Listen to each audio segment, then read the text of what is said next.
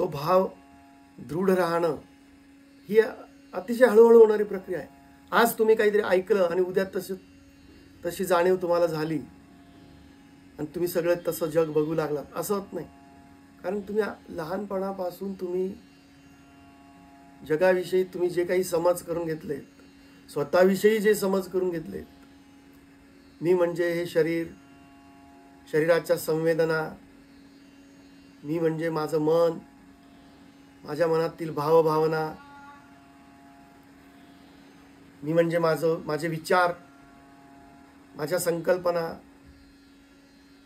ही बुद्धी म्हणजे मी,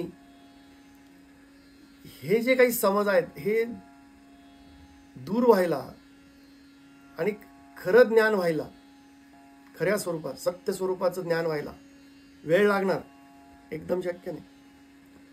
पण ती मनन चिंतनाची जी प्रक्रिया आहे ती होत राहिली पाहिजे सतत.